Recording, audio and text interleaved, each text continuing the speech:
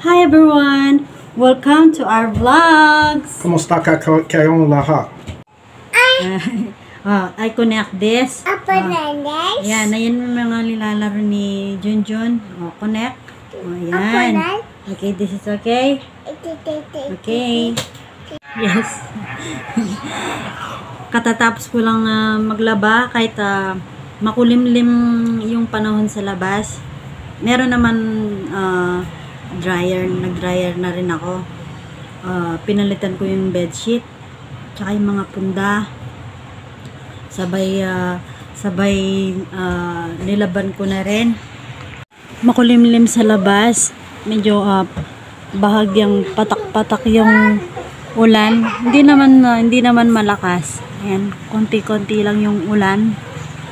Ayan.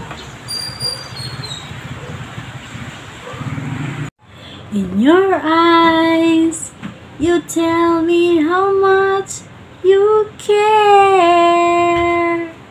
Oh yes. What's you singing? I sing the song. Where do you want to go later, babe? Maybe to the store. To the store? Yeah, the store. Gusto nang pumunta ni James sa store mamaya. May gusto daw siyang bilhin. What you want to get to the store? We go to Old Save to get noodles.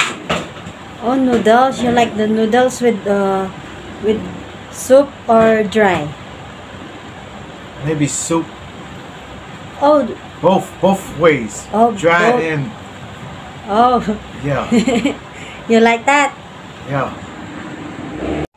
Gusto niya daw kumain ng pancit canton, yung calamansi o yung spicy flavor. Gusto ko rin kinakain yun, yung walang sabaw. We go outside later. Yeah. We go out. The weather outside is cool. Well, it's okay outside. It's nice. Nice weather today. Yes. What time is it now? 3? No, it's early. Oh, It's early. Yeah. Yeah, you can take a sleep before we go. Naninibago pa si James sa oras dito sa Pinas. Kaya minsan pag tulog kami, siya naman ay gising. Minsan nagigising na lang ako at gising pa siya at nanonood lang siya ng YouTube sa kanyang phone. Dumating siya ng March 25. Ngayon ay April 2. Bale 7 araw na siya dito, pero naninibago pa rin siya sa oras natin. Pag nalingat ako na nakita ko siyang gising, tinatanong ko siya kung gusto ba niya ng kape.